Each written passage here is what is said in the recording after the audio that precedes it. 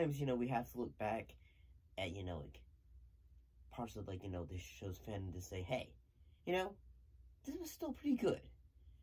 Because, we have to, still look back at it with, fresh eyes. Because today, we're looking back at the very first episode of the, Doctor Who 60th anniversary special. In this case, the Star Beast. But before we do that, I believe you know what we need to do. We need to ask one question. We are... for you. So, yeah, previously, previously, the Star Beast was the first of the 60th anniversary specials with the returning 14th Doctor, played by David Tennant, and as well as his, one of, a lot of people's favorite companions, Donna Noble, played by Catherine Tate. Looking back, having rewatched this again, still have to say that, yes, I know a lot of people say that the introduction, when we are talking about, say, hey, when it's talking about, say, the Doctor's perspective, and then Donna's perspective, how she remembers things in the past. I had a best friend, and her name was Donna Noble, a Time Lord and a human. We traveled the stars together. Sometimes I have dreams about impossible things. I dream of creatures and adventures and faraway skies. From a, a viewer's perspective, yes, I understand, say, some people probably already know, who the Donna Noble is and who, the Doctor is. But at the same time, I do think this in a way, say, hey, yes, you may not have seen the show. Here's a refresher. These are how the relationship between these two characters. What is actually the episode of? Well, the newly regenerated Doctor being drawn back to the life of former companion Donna Noble, whose memory he is forced to erase to save her life. Upon his arrival to present-day London, he is caught up in a fight to the death with a spaceship, crash lands with an alien army of rape warriors, pursuing a small furry creature known as the Meep. Say the idea from this, the story of it was actually based around a comic written by Pat Mills and David Gibbons for Doctor Who magazine in 1980.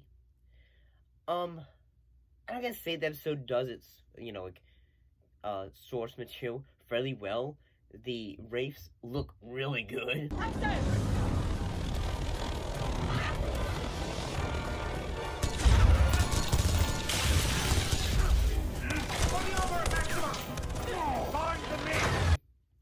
And, when you're first watching this episode, you do think that Margot, she does a fantastic job when it comes to the voice of the Meep, in that, at first when you hear her, you say, okay, she does a great job, at first being cute and adorable, saying that, I know the Meep is so afraid of them. But as soon as, the character needs to have that moment of, suspense and all that.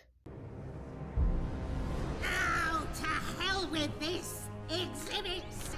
No stun guns from me! Just die! Donna, don't! And here they come! My soldiers of the psychedelic sand! Obey the Meep! Get out! Get Rose out! I don't need to pretend, for I am the beep of all the Meeps. She really does it well. And especially since, the Meep in this special is both puppet and both practical, a CGI effect. Yes, I know that, looking back, a lot of, say, the newer characters, the character of Rose. And neither. And more. Something a presenting Time Lord. Let it go. And we choose to let it go. Who was introduced in this episode, and yes, sadly, she really wasn't, given a lot of attention when it came to when Gatwa started to have his run as the character. And yeah, I kind of wish that we had more of her in the series. But looking back at it, yes, I think I think Yasmin Finney does a good job playing her character. And I also say, especially for an episode that is, like a celebration of 60 years of this show, they decided to say, hey, we're gonna look back at one of the comics. Because that is probably a bit of a deep cut that most fans of Who probably didn't really know about.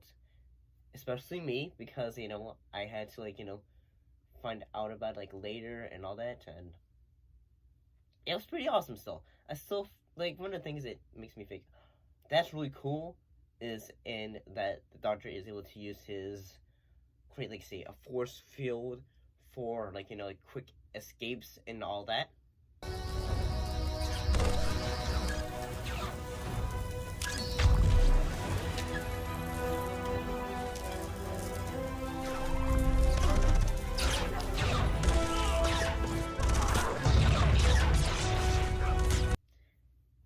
Pretty cool. It shows a bit of creativity on the fly in a way, and I still think that the Mary Goldman does a great job, and Hail to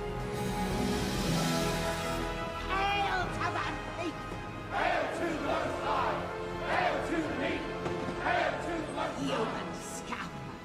Behold my vessel to the stars, far beyond your tiny grasping minds. I name this ship the Delusions of Grandeur. it makes looking back, I still wish that the Meep had returned, but perhaps the character will reappear eventually.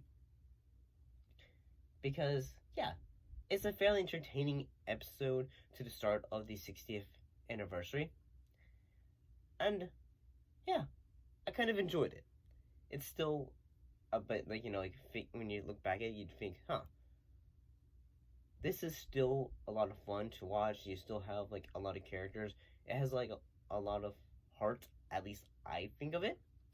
And it makes you think, and it makes you think, say, why can't we have more episodes that have this sense of jovial fun at times?